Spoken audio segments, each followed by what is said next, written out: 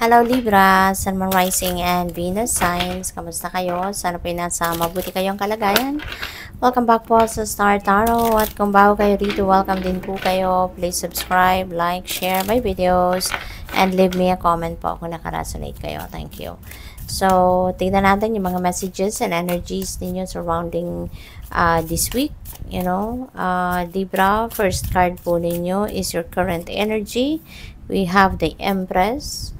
Ano yung dapat ninyong i-embrace sa ngayon? We have the Lovers. Ano po yung dapat ninyong iwasan this week? We have the Strength. Ano yung possible na maging accomplishment ninyo this week is Nine of Cups, no? So, napakaganda. So, ano yung blessings and possible opportunities that might come your way this week? We have the Ten of Pentacles. Wow, ganda. So, ano yung possible na obstacle ninyo, Libra? We have the Moon energy. Ano yung advice ng Spirit sa inyo? We have Temperance. Ayan, patience. Ayan, saktong-sakto yan. So, yung ano ninyo, bottom of the deck, this is your theme for the week. We have the Two of Wands. So, ang iba siguro sa inyo rito is making plans, no?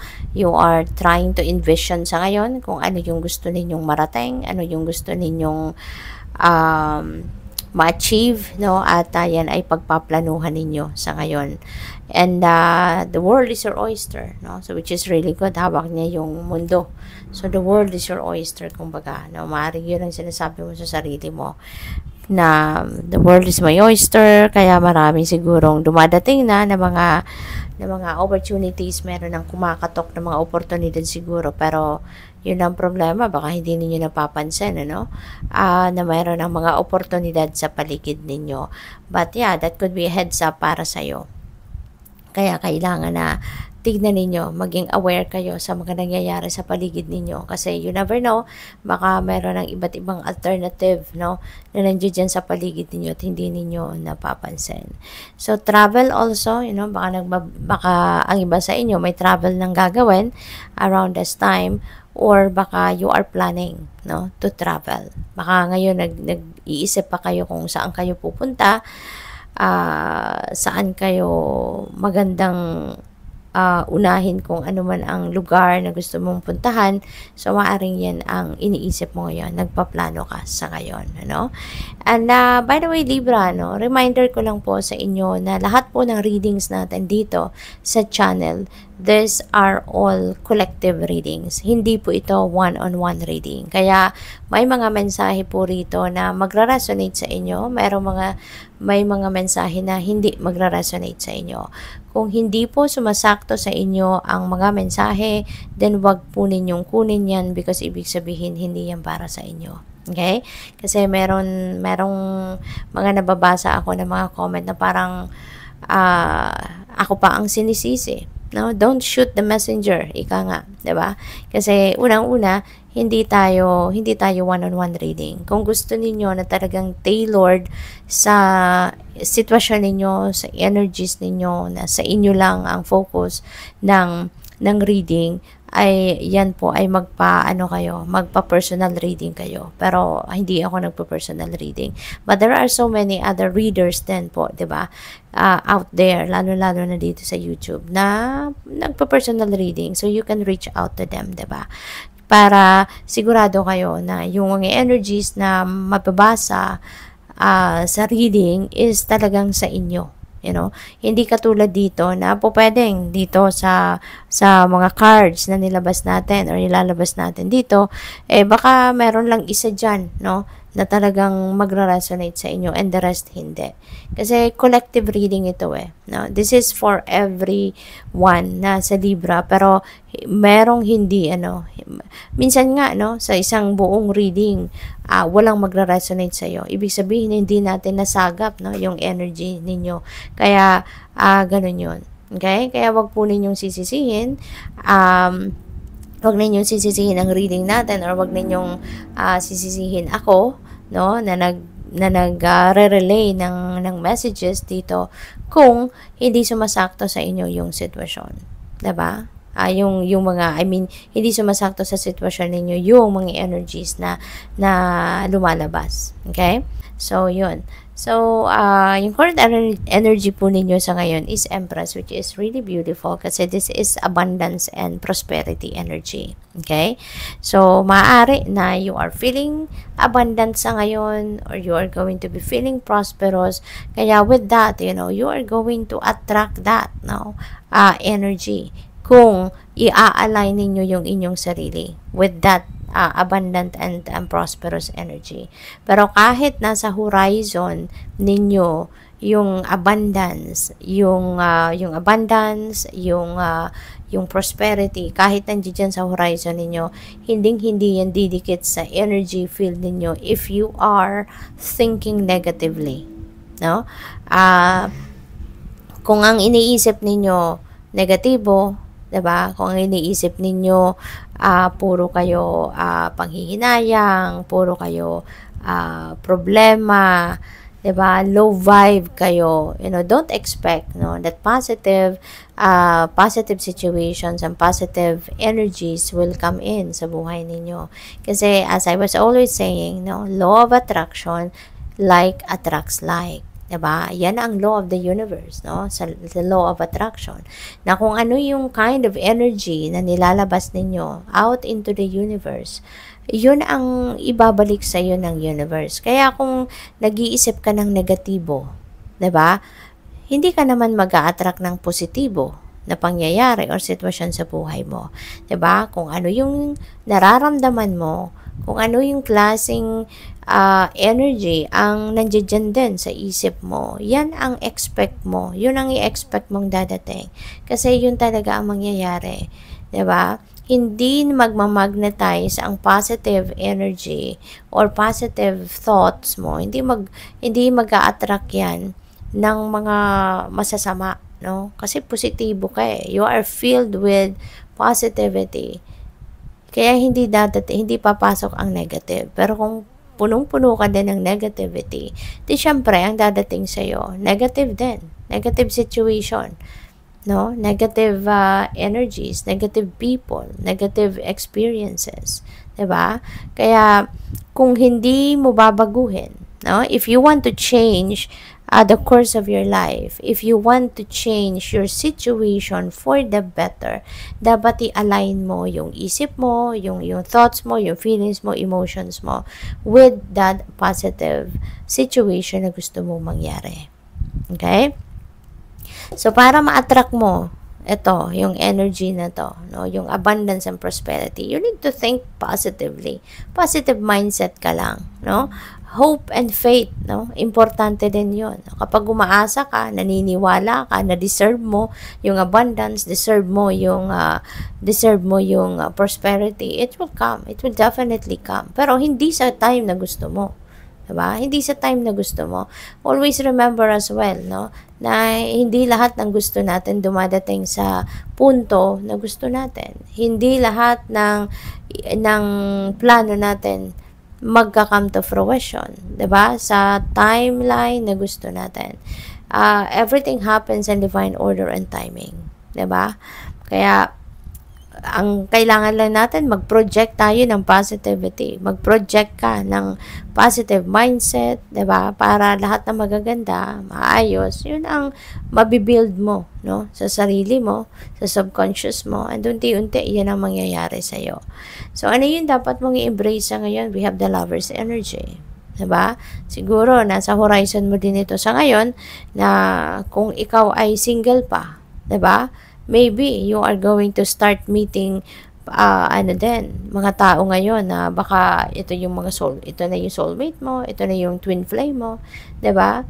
And kung seswertehin ka pa, kung ito na talaga yung time na nakadestined ka to start a new love life, 'di ba? Then maaari na dumating 'yan sa iyo, meron din dito decision making na kailangan kang gawin siguro pagdating sa inyong relationship, or pagdating sa love life, yung gano'n, because lovers is also about decision making.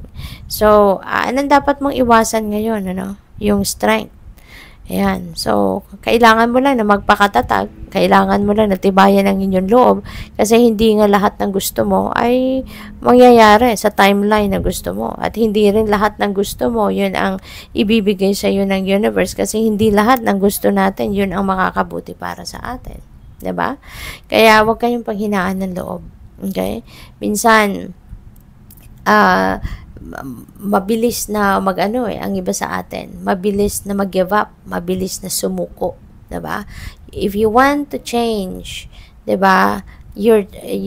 What is happening sa 3D reality mo, dapat simulan mong pagbabago sa isip mo. 'Di ba? Kasi kung puro ka negatibo, puro low vibe ang iniisip mo, ang laman ng isip mo at laman ng puso mo kung puro negatibo, at talagang magsettle ka na dyan, huwag kang mag-expect ng magandang pangyayari. Huwag kang mag-expect na things are going to get better sa realidad mo. Okay? Kasi as I've said earlier, diba? Law of attraction, like attracts like. Think negative and you will attract negative things, negative situations, and negative people, negative experiences in your life. But if you think positive, you will feel positive, you will attract good things, you will attract good people, you will attract positive situations in your life. Okay? Kaya huwag kayong panghinaan ng loob. Kung ano man ang problema na maaring nararanasan ng iba sa inyo, kapit lang, laban lang. Diba? Yung universe laging nakikinig, lagi tayong pinapanood, no? God knows kung anong kailangan natin. God knows, no? Kung kailan natin yung kailangan, at tutulungan niya tayo na ma-solve ang problema natin, no? So, ano yung possible na accomplishment niyo? We have 9 of Pentacles. Nine of Cups, no? Which is really good kasi this is about happiness, no? This is an energy of happiness and joy, of material and financial success, no? And this is also wish fulfillment energy. Kaya maaari na ang iba sa inyo rito, maybe makukuha mo na kung ano man yung pangarap mo, kung ano man yung mga wishes mo, maaring yan ay mag-come to fruition na. Okay? But as I've said, no, this is a collective reading. Some of them may resonate with you, some of them may not resonate with you. So, wag ninyong kunin, yung hindi naman talaga sumasakto sa inyong sitwasyon. Okay? So, yung blessings and opportunities that might come your way is 10 of Pentacles, no? Which is wealth. Diba? This is an energy that is about financial gain, financial future, establishing your financial security and stability, yung ganon. This is also about inheritance. So, baka ang iba sa inyo rito, no? May mga ganong makukuha, marireceive na blessings sa ngayon, no? Ano yung pwedeng maging obstacle ninyo? We have the moon energy. Ayan. So, the moon is about listening and believing and trusting your intuition, no? May mga downloads, may mga divine guidance na maaaring ipapadala sa inyo ang universe, no? Around this time. Kaya, yun ang guidance para sa iyo, no? Guidance yan para sa iyo, gabayan kung paano mo ina-navigate ang mga sitwasyon ninyo sa ngayon. But maaring mahihirapan ang iba sa inyo dito na i-access, ang intuition ninyo, i-access kung ano man ang mga impormasyon, mga intuitive messages and nudges, no, na pinapadala or ipapadala sa inyo ng universe sa ngayon. Kaya maaring yun ang maging challenge ninyo. And meron kayong magagawa para mabago yan, siguro mag-meditate kayo, diba? Try doing meditation, mag-prayer mode kayo, mag-reflection mode kayo, spend time by yourself, mag-solitude kayo, sigurado, diba? Na makakapakinig kayo sa soul. You will be able to tap into your soul and you would be able to listen to your intuition kapag mag-isa ka. No? At focus ka sa sarili mo. Go deep within you.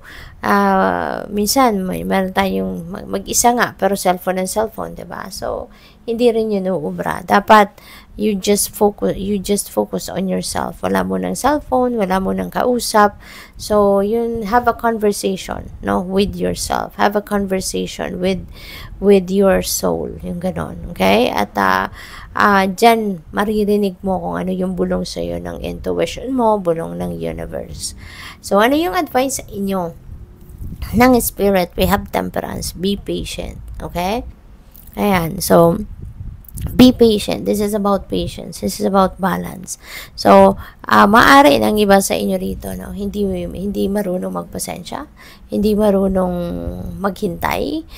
Meron ako nabasang comment na nagsasabi na buong buhay niya, parang ang tagal na niyang nagtitiis, ang tagal na niyang hirap, no, sa buhay. And maybe because, no, it's about time na for you to change your mindset. It's about time na for you to shift your energy. Kasi kung puro ka talaga negatibo, puro ka, diba, in a way, parang sa tono ng pagsasalita, sa tono ng sinulat mong comment, parang nagrareklamo ka sa universe, no? Nagrareklamo ka na ang tagal ng ganyan ang buhay mo, ang tagal ng hirap na hirap ka. It's maybe because, the problem is in you.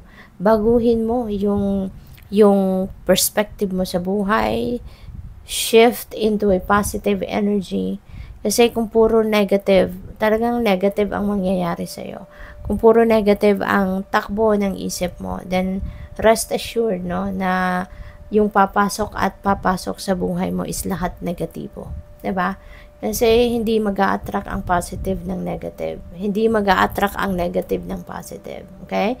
So, i-align mo siguro yung i-align mo yung energies mo sa gusto mong mangyari sa buhay mo. Kasi hindi dadating ang mga blessings, no, sa buhay mo kung puro ka negatibong iniisip mo. Puro ka, lagi kang low vibe, yung gano'n. So, in order for you to change your situation in your outside world, in your 3D reality, kung gusto mong mabago yan into something better, diba? Baguhin mo muna yung pag-iisip mo. Baguhin mo muna yung takbo ng pag-iisip mo. Okay? And definitely, makikita mo yan sa 3D reality mo. Kung maganda yung iniisip mo, positibo ang iniisip mo, at ang nararamdaman mo, hintayin mo. Maghintay ka. Makikita mo yan sa buhay mo. Magta-translate yan sa 3D reality mo na unti-unting papasok ang magagandang sitwasyon, magagandang bagay sa buhay mo. Okay? So, be patient. Okay? Be patient. Learn how to wait. Okay? Learn how to wait. Dahil may kanya-kanya tayong timing. May kanya-kanya tayong path na dinadaanan. There are things na kailangan nating maranasan at a certain period of time to teach us a lesson. Diba? So, yun. And maaari, ng iba sa inyo also will get back to balance, sa ngayon. So, that's good. So, ano pa yung mensahe para sa'yo? And by the way, before I end this reading, I would just like to say hi muna and shout out sa ating beloved channel member na si @nel0929. Thank you po for your support sa channel. God bless you.